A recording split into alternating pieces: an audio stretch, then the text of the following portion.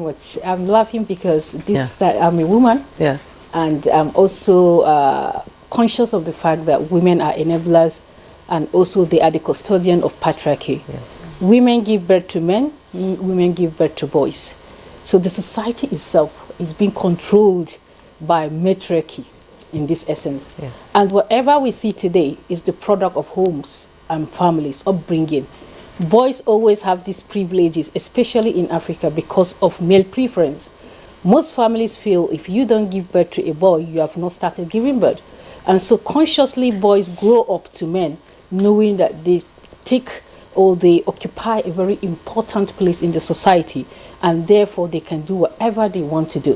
When you talk of other forms of violence, besides domestic violence, you know, when we talk of toxic masculinity, when you are young, when we play, I used to remember when we were playing with boys, immediately you fight and a girl beats you and you cry, you dare not enter the house because your mother will send you out and tell you, why in this world will you allow a woman beat you and you will cry and come back home?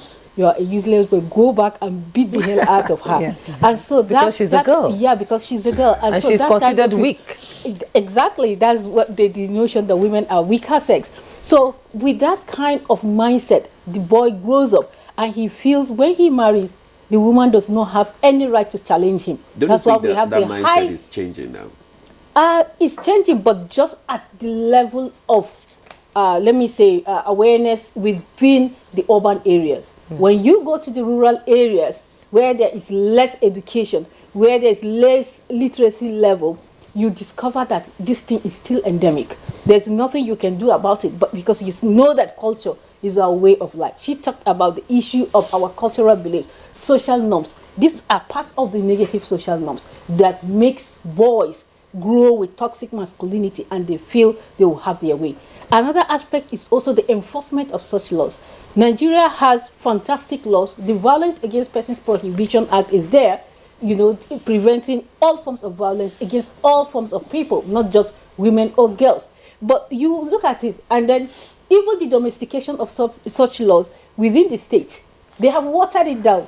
The content, the original provision in the act is not what has been translated at the local level or at the sub-regional level.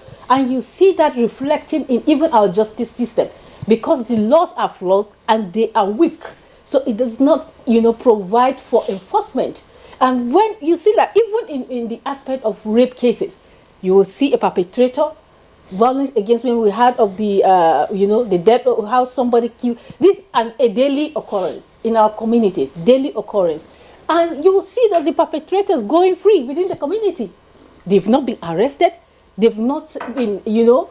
Just like what happened in Maiduguri recently. Exactly. The man is walking freely after killing the girl. So what do you think will be there's no deterrence. And so every young one in the community that has that kind of tendency will also go out and do the same. Because if Mr. A does this and he's walking free, I can equally do it and nothing will happen to me. Unless there is political will to begin to enforce such. And that is why even our justice system, the security sector will have to take the issues of violence against women and girls seriously, because women and girls are becoming endangered species. Women can no longer feel free within both in domestic and public spaces. So are our girls. In schools, they are not free. At home, they are not free. In the offices, right now, sexual and gender-based violence within the public sector is huge. And nobody, because of the compliance to the public service rule, some women cannot come out and say, my boss has harassed me.